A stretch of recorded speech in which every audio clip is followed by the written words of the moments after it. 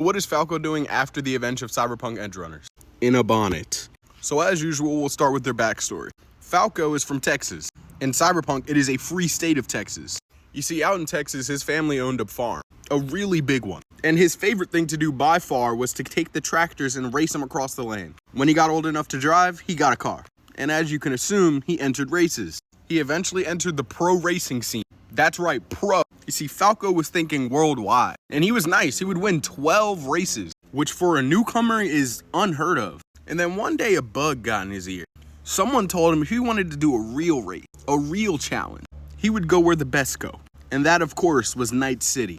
You see, the races at Night City were more than just dangerous. They were also the best racers Falco had ever gone against. You see, before Falco was a professional race driver.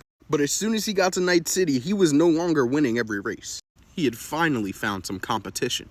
You see, Falco was actually extremely well connected. He would become rivals with the well-known racers of the city. These racers can be seen in Cyberpunk comics such as Blackout and Kickdown, which are two stories I haven't read, by the way, so if you want me to and cover them, I will.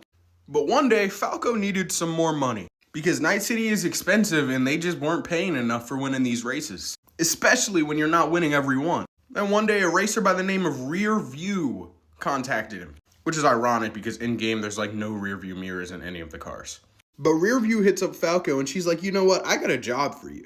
You see, this job was to rob a warehouse for Orbital Air, which is essentially Night City's main airway. I think it's the actual airport. There's a bunch of them and they'll take you to like anywhere in Earth's orbit, which is not really important. So Falco and Rear View, along with two other unnamed mercs, they successfully pull off this heist on the Orbital Air warehouse. This puts them on the overall radar, and now Falco finally has a ticket to the afterlife. He can actually get in. This is where he would then meet his first friend, real friend, the main man.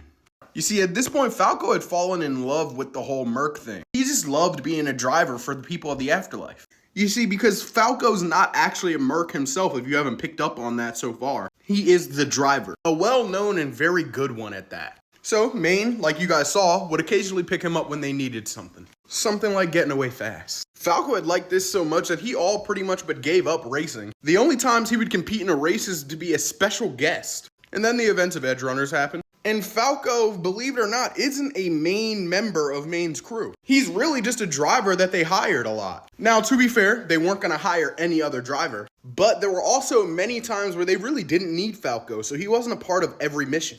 Anyways, eventually all of that would change, and he would officially join David's crew. I'm trying to skip over spoilers, but the next video on Falco will have them, so beware. Because in the next video, we're going to be actually talking about what Falco is currently.